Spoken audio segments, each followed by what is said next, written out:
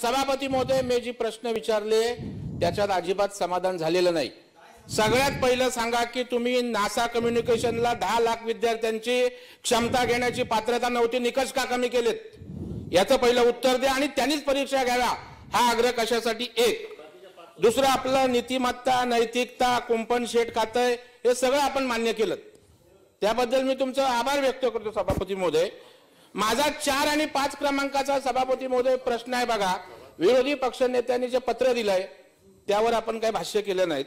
सभापती महोदय OMR सीटच्या बाबतीत आपण म्हणालात ना, एक अत्यंत चांगली पद्धत सभापती महोदय आहे। मला सांगा ही परीक्षा परिषदेला माहित होतं का?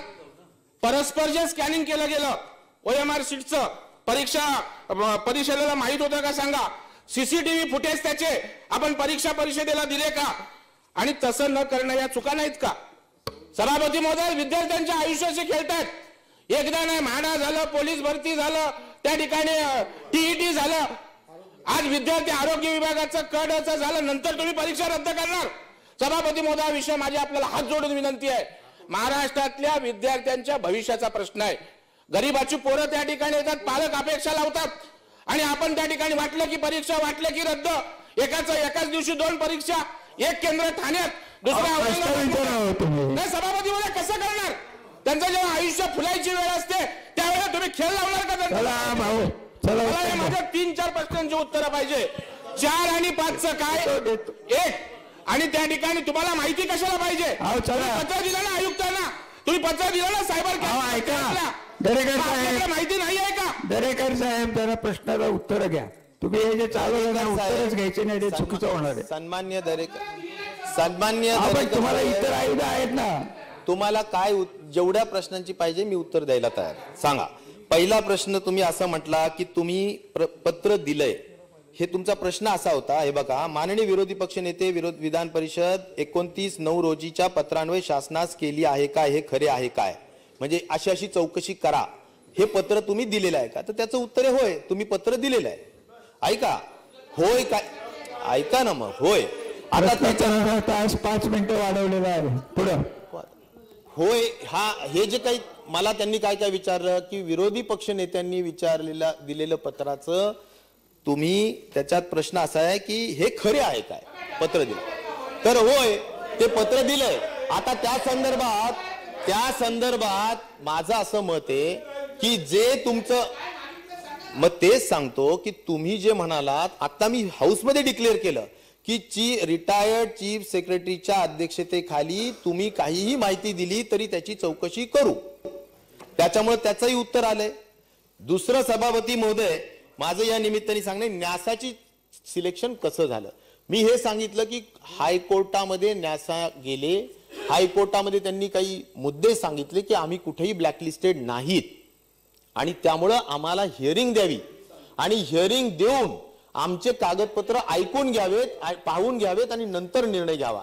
त्यामुळे सभापती महोदय हायकोर्टाच्या सूचनेनुसार आणि डिसिजन नुसार त्यांना हिअरिंग देऊन नंतर सभापती महोदय त्यांचं सिलेक्शन करण्यात आलं।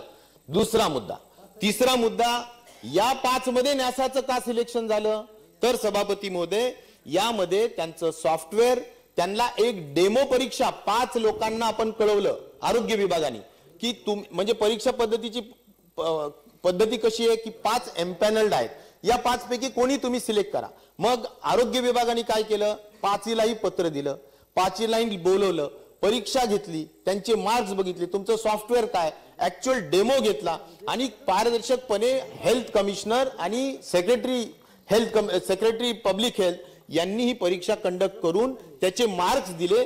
त्याच्यामध्ये जे काही मार्क्स आहेत, ऍपटेकला 11/71, GA सॉफ्टवेअरला 83, मेटा आयटेकला 78, न्यासाला 90, ह्या मार्क्स घेऊन त्या ठिकाणी न्यासाचं सिलेक्शन केलं। यामध्ये न्यासाचं सिलेक्शन कसं केलं ते पण मी सांगितलं। आता तिसरा प्रश्न तुमचा जो राहिला तो आहे आता अधिकाऱ्यांचा जो काही भाग असेल, तर अध्यक्ष महोदय मी एवढंच सांगतो माझं एवढंच सारखं काय सांगणं हातून की करताय? कुठल्याही म्हणजे आजही उद्याही जरी कुणाजवळ काहीही माहिती असेल जरूर कळवा.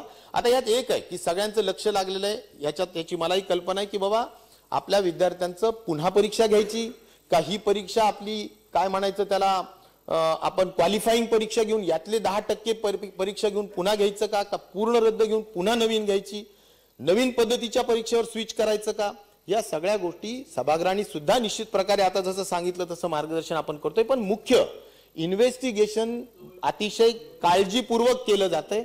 इन्व्हेस्टिगेशनचे रिपोर्ट येऊ द्यावं. आम्ही त्यांना म्हणजे डीजींना सुद्धा सांगितलंय की याच्यात व्यवस्थित इन्व्हेस्टिगेशन करून आपला रिपोर्ट द्या. जो रिपोर्ट येईल त्या अनुषंगाने माननीय मुख्यमंत्री, उपमुख्यमंत्री आणि सगळ्यांनाच विश्वासात घेऊन या सगळ्या गोष्टींचा योग्य तो निकाल निश्चित प्रकारे घेतला जाईल. तो विद्यार्थ्यांच्या हिताचा घेतला जाईल. एक विश्वासाने सांगू की याच विद्यार्थ्यांची जर पुन्हा परीक्षा जरी ड ची जरी नुसती घ्यायची असेल, क ची काहीच नसेल आणि ड ची जरी नुसती घ्यायची असेल तरी कुणाकडूनही पुन्हा परीक्षेची फीज घेतली जाणार नाही. ती सगळी फीज आपलीच डिपार्टमेंट भरेल हाही मी विश्वास या निमित्ताने सांगू इच्छितो. मुख्य भाग सभापती महोदय, तुमच्या सहकार्याला देतो. सभापती महोदय एक महोदय एक मिनिट. सभापती महोदय, विद्यार्थ्यांवर आर्थिक नुकसान होणार नाही ती बाब काळजी घेतली जाईल. त्यांना परीक्षा त्यांना हे घेतलं जाणार नाही आणि 100% फेअर परीक्षा होईल हेच त्यामध्ये घेतलं जाईल. कोणत्याही अनफेअर पद्धतीनं लोकांचं सिलेक्शन होऊ नये हे निश्चित प्रकारे तपासलं जाईल आणि त्यानंतरच त्यांचे जे काही आहे अपॉइंटमेंट लेटर दिले जातील. सदाभाऊ देतो. सभापती महोदय, तुम्ही खाली बघा. महाराष्ट्रातल्या जवळजवळ क आणि ड मधल्या मंत्री महोदय 9 विद्यार्थ्यांचं लक्ष आपल्या मंत्री महोदयांना आपल्या माध्यमातून एवढंच सांगू इच्छितो की या परीक्षेमध्ये पेपर फुटलेले आहेत, ते क चे फुटलेले आहेत, ड चे फुटलेले आहेत आणि दुसऱ्या बाजूला अनेक विद्यार्थ्यांना हॉलचं तिकीट मिळालं नव्हतं. एका जागेवरती 6 विद्यार्थी होती. अटक झालेली आहे. मी सभापती महोदय एकच विचार आपण फेर घेणार आहात का, तुम्ही घोषणा करत आहात का? सभापती महोदय, पोलिसांचं इन्व्हेस्टिगेशन रिपोर्ट लवकरात लवकर घेऊन त्याबाबतचा निर्णय घेतला जाईल. चला शिंदे साहेब 5 मिनिटं मी वेळ वाढवत आहे. सभापती महोदय, मंत्री महोदयांनी एक उत्तर दिलं होतं त्याचा मला प्रश्न आहे की या सरकारने कुठल्या वर्षामध्ये काही कंपन्या म्हणण्याच्या ऐवजी या राज्यामध्ये 4 ते 5 कंपन्यांनाच सरकारी या ठिकाणी परीक्षा घ्याव्या अशा प्रकारचा निर्णय घेतला होता का? त्या कंपन्या कुठल्या होत्या आणि त्या कंपन्याचे मालक? देशाचे पंतप्रधान होते. देशाच्या पंतप्रधानांबद्दल चुकीचं वक्तव्य, देशाच्या अध्यक्ष महोदय, देशाच्या पंतप्रधानांबद्दल चुकीचं नाही. अध्यक्ष महोदय माफी मागितली पाहिजे.